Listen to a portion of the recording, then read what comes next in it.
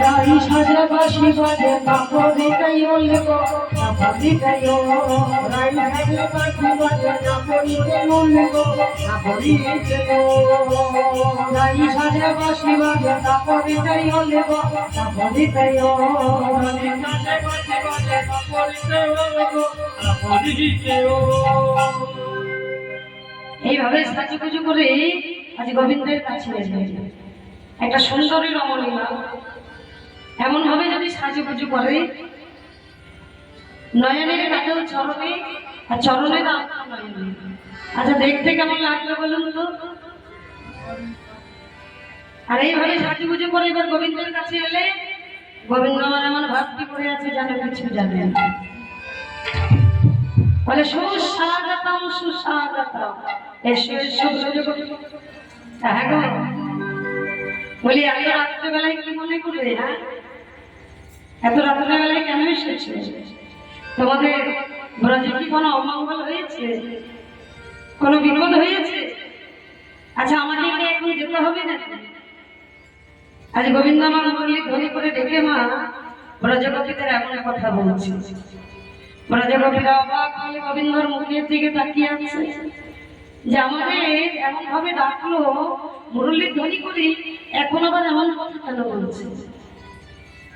গোবিন্দ আবার বলছে শোনো তোমাদের বুদ্ধি যদি কানা হয় বোবা হয় খোলা হয় ল্যাংড়া হয় তবুও কিন্তু নিজ প্রতি ছেড়ে পরবর্তী ভজনা করা এটা কিন্তু সতীর ধর্ম নয়। যাও ঘরে ফিরে যাও, ঘরে ঘরে গিয়ে কবির সেবা করো। ব্যাপারটা কেমন হলো বলুন তোমার? মুরলী ধ্বনি করে ডাকলে আর ডেকে বলতে যাও বাড়ি চলে যাও। একবারে যখন বলছে হ্যাঁ গোবিন্দ চোরের মুখে ধর্মের কথা নিজে একটা চোর হয়ে এখন আমাদের ধর্ম শেখাচ্ছ। মনে করে ব্রজপতিদের ঘরে ঢুকে ঢুকে ননি মাখনা চুরি করে খাও, ব্রজপতিদের বসন চুরি করো আর চোরের মুখে ধর্মের কথা। আচ্ছা মনে করো কোন রমণী কোন স্ত্রী তার স্বামীকে ছাড়া কিচ্ছু জানে না। এখন যদি তার স্বামী ওই বিদেশে চাকরি করতে যায় স্ত্রী কি করবে? তাহলে কেন গোবিন্দের একটা স্বামীর একটা ছবি রাখবে, ছবিটাকে ভজন সাধন করবে।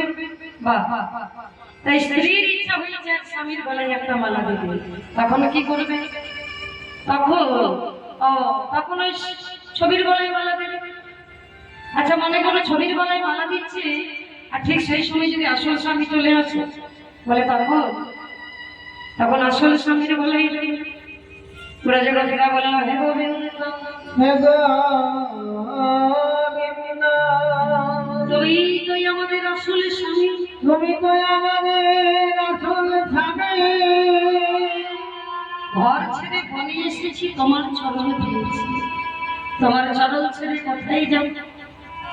আরে শোনো গোবিন্দ একটা রসগোল্লাকে যদি জিজ্ঞাসা করা হয় যে তুমি খেতে কেমন, খেত না মিঠো, সে বলতে পারবে বাবা? পারবে না।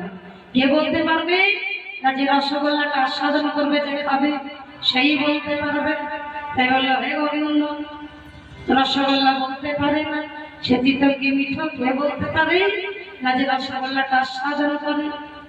তাই তুমি তো জানো না তুমি কি রসের মুরব্বী, যে তোমায় ভজন সাধন করে, যে তোমার নাম গুণাগুণে কীর্তন করে সে একমাত্র জানে।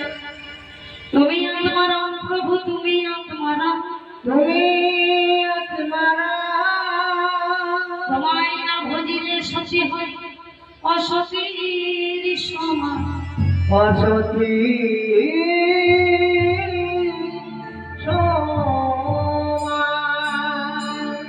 তাই এত কে করুণা বাণী শোনে কৃষ্ণচন্দ্র, শোনে কৃষ্ণচন্দ্র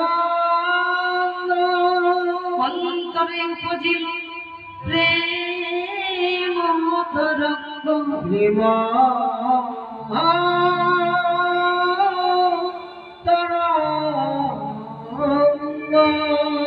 তাই গোপীদের প্রতি প্রসন্ন হয়ে আজ গোবিন্দ আমার কাঞ্চন মণি মুক্তা দিয়ে একটা রাস্তা তৈরি করলেন।